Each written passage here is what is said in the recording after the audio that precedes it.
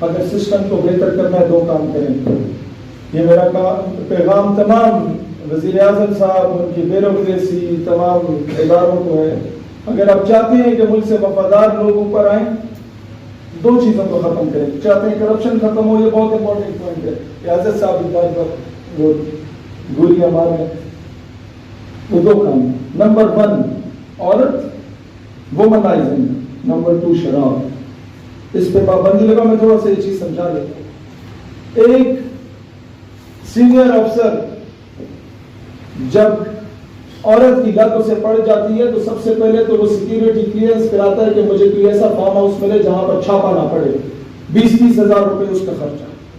تنخواہ کتنی ہوتی ہے؟ حد مارو سینئر افسر کی 90,000 سے شروع ہو کے 1.5 لاکھ پہ ہوتی ہے، 1.25 لاکھ. بس وہ جاتا ہے جناب اس فارم ہاؤس پہ، اور عورت بھی وہ کوئی لوکل نہیں منگواتا، 20-30 ہزار کا خرچہ اس پہ کرتا ہے. پھر اس کے تحفے دہائی فلک. جب اس کو یہ لت پڑ جاتی ہے تو کم از کم 12-14 لاکھ پہ تو یہ اس کا مہینے کا خرچہ. اور اس کے بعد جب وہ شراب میں پڑتا ہے تو بھائی جان وہ جو شراب ہوتی ہے وہ بھی لوکل نہیں ہوتی. وہ پھر اپنے سارے بیچ میٹس کے ساتھ بلا کے بٹھا کے شراب کباب کی محفل سے جاتا ہے. اور وہ پیسے کہاں سے آتے ہیں؟ سب سے پہلے تو وہ پیسے آتے ہیں جناب آپ کے یہ ٹھیکے داری کے کاموں میں، سرکاری کاموں میں ٹھیکے مارے گا وہ کمیشن. اس کے بعد وہ انلیگل گاڑیوں کو منگوائے گا، وہاں سے چرس بھنگ کا کاروبار کروائے گا. اور اس کے بعد وہ ملک کے راز کو بیچے گا. اس کے بعد وہ ملک کی عزت کو بیچے گا. قانون سازی بناؤ کہ کوئی بھی 19 گریڈ سے لے کے 22 گریڈ تک کا جو آفیسر ہے اسے ریٹائرمنٹ کے بعد ملک کے باہر گھر لینے کی اجازت نہ دی جائے. اور امریکہ میں تو بالکل بھی نہ دی جائے. ملک سے غداریاں ختم ہو جائیں گی، ملک سے قادیانیت کا فتنہ ختم ہو جائے گا. یہ تو ہماری صفوں میں گھسے ہوئے ہیں. بھائی ریٹائرمنٹ کے بعد تمہارے بچے امریکہ پڑھنے کیوں جاتے ہیں؟ ہمیں حدیث تو سناتے ہیں کہ چین تک جاؤ، چین چلے جاؤ، امریکہ کس سے کیا جاؤ؟ اب مجھے بتاؤ میرا بچہ جس کے ادارے میں پڑھ رہا ہے، کیا میں اس کے بادشاہ کے خلاف بات کر پاؤں گا؟ وہ ذبح نہ کر دے میرے بچے کو. یہ قانون سازی ہونی چاہیے. باہر سے کوئی افسر کسی وقت ڈیلیگیشن میں جاتا ہے یا کوئی منسٹر جاتا ہے، کوئی تحفہ دیا جائے تو فوراً سرکار کے حوالے کیا جائے. وہ اس کی ذات کا نہیں ہے، وہ اس عہدے کا تحفہ ہوتا ہے. موبائل ملے تو وہ تو بالکل بھی نہ لے. ماضی میں بھی انہیں موبائل ملا کرتے تھے. یہ بیگمات سے جو پیاری پیاری باتیں کرتا تھے وہ ساری چٹ کے ذریعے ان تک پہنچتی تھی، اور انہی کے ذریعے انہیں بلیک میل کیا جاتا تھا. اور یہ ملک کے راز بیچتے تھے اپنی ایک عزت بچانے کے لیے.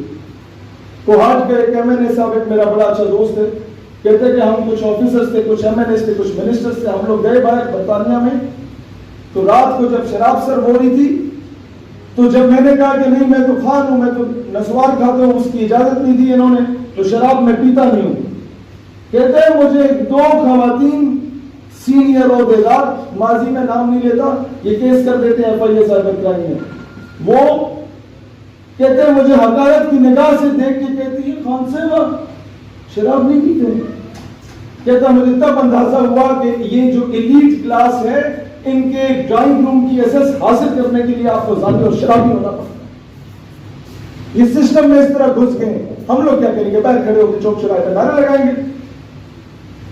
کہتا ہوں جب تک اپنے بچوں کو CSS کی تیاری کرا کے سسٹم میں نہیں بھیجو گے نا، انہیں سیاست میں نہیں بھیجو گے، ہر سیاسی پارٹی میں اپنی لابی اسٹرانگ کرو، بیوروکریسی میں اپنی لابی اسٹرانگ کرو.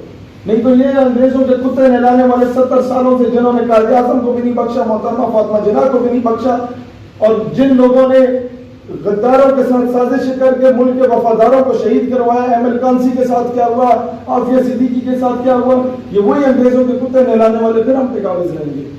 یہ باتیں شاید نعرے لگانے والی نہیں ہیں، یہ جذباتی نہیں ہیں، لیکن بھائی جان ہم جو روزانہ سفر کر کے ادھر آتے ہیں، ہم چاہتے ہیں کہ سسٹم تبدیل ہو. ہم چاہتے ہیں کہ یہ چور ڈاکو لٹیرے اس سسٹم سے نکلیں. رینٹ پر یہ یاد رکھیے گا، ایوبی رحمۃ اللہ علیہ نے کہا تھا مسلمان کی تلوار پہ جب عورت کو شراب آ جائے نا وہ پھر بغیرت ہو جاتا ہے. وہ پھر ڈونلڈ ٹرمپ کے آگے رقص کرنے کے کام آتی ہے. وہ پھر کشمیر برما فلسطین کے لیے نہیں اٹھتی. وہ پھر MOU سائن کرتی ہے کہ جناب اسرائیل کو حمایت کر دی جائے. اور یہ خلافت کا دور دوبارہ آ رہا ہے جب ترکی میں اس سے پہلے یہ تمام اسلامی ممالک کو فورس کریں گے کہ اسرائیل کی حمایت کرو. اور یہاں آپ کے میڈیا پہ بھی یہ باتیں ہونا شروع ہو گئی. لہٰذا کوئی اس طرح کی بات کرنے کا انڈائریکٹلی بھی سوچے تو گریبان پکڑو. نہیں پکڑو گے, لچکدار رویہ ہوگا تو یاد رکھنا وہی ایسٹ انڈیا کمپنی کی طرح آپ کے یہاں ملک میں گھسیں گے. اور عادت گھس گئی. آپ کے سارے حکمران عیاشی کرنے کے لیے تو دبئی جاتے ہیں, زناکاری کرنے کے لیے تو وہاں جاتا ہے آپ کا بڑا سینئر آدمی, وہاں ان کے اڈے بنے ہوئے ہوں گے, اپنی عورتیں پیش کرنے کو تیار ہوں گے. پھر کیا کرو گے جب وہ ویڈیو ریکارڈ ہو جائے گی؟ تم یہاں نعرے لگاتے رہو, الفنامے میں ترمیم ہوگی, فور شور ہوگی. لہذا اس میں ہمیں کوئی کہ اشتہار انگیزی پھیلا رہے, بولو ہاں پھیلا رہے, اس میں ہم لوگوں کو گریبان پکڑنا پڑ رہا ہے. اسرائیل کے حمایتیوں کا جو انڈائریکٹلی ڈائریکٹلی بول رہے ہیں اسرائیل کی حمایت میں, پکڑو گریبان.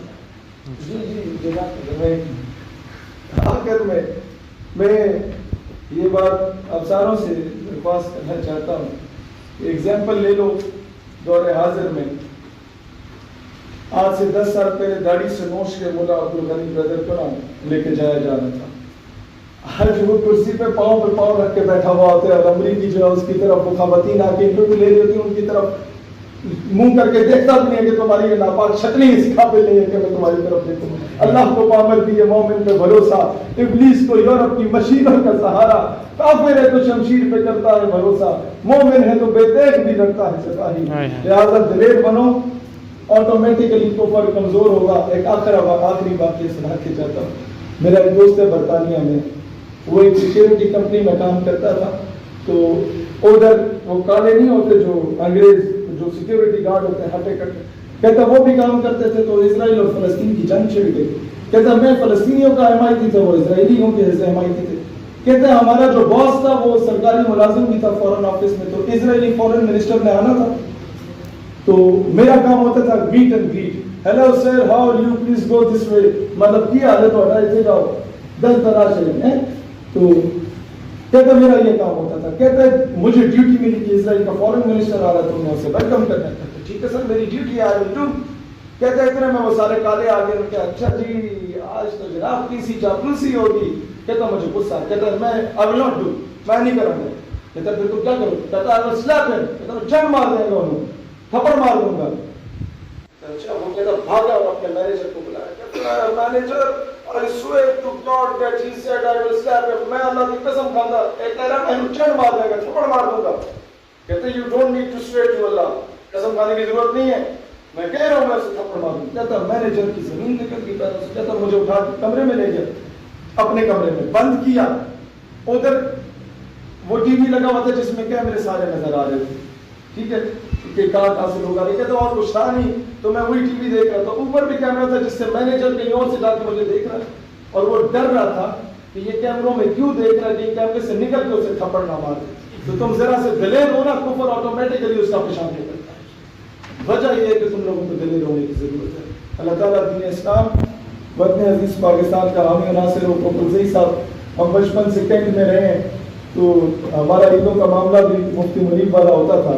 لیکن جس دن سے ہم نے آپ کو غازی فیصل خالد کے اس عمل کے بعد سب سے پہلے میدان میں نکلتے ہوئے دیکھا ہے, تو میں بڑے خوشی سے یہ کہوں گا کہ اس کیس میں اگر ہمیں آپ کے جوتے پہ اٹھانے پڑے, ہم انشاءاللہ تعالیٰ سے رسالت کے معاملے میں ہم لوگ ہمیشہ جب تک ایک دوسرے کے قدموں میں بیٹھنا نہیں سیکھیں گے, ہم لوگ اس نظریے میں کامیاب نہیں ہوں گے. ہم ڈیوائڈ اینڈ رول کی پالیسی پہ تقسیم ہو